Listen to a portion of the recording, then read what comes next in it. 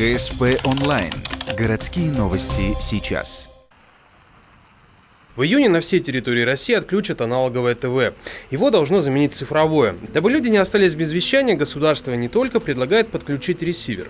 Люди могут подключить минимальный пакет, это 20 каналов. Если у вас куплен телевизор после 2013 года, то, скорее всего, вам и приставка не нужна. Но вот если раньше...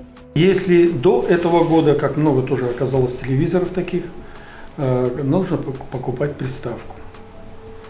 Приставочка, она ценовая, диапазон ее очень большой, ну то есть, вернее, от 1000 там, и если выше, с разными функциями. Помощь в покупке оказывается государством некоторым социальным группам населения, в основном тем, кто не может позволить это себе самостоятельно. Чтобы помочь с установкой ресивера, недавно в Ухте появились волонтеры. Это подготовленные студенты ЖД-техникума, они готовы прийти по заявке. Однако стоит помнить, что это касается лишь установки оборудования. Покупать прибор человек должен самостоятельно. Где купить приставку, да?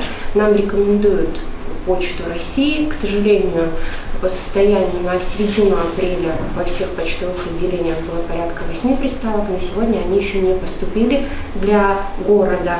В поселке муниципалитета, например, Кедровом, приставки должны были поступить. Купить их также можно в розничной торговле.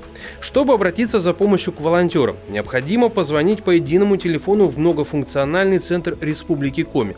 Оттуда заявку оперативно направят в Ухту, в курирующий отдел молодежи. Обратившегося человека предупредят о дате и времени прихода волонтера, у него будет удостоверение. Кстати, на сегодня уже исполнено 4 заявки, но в целом их поток сейчас невелик.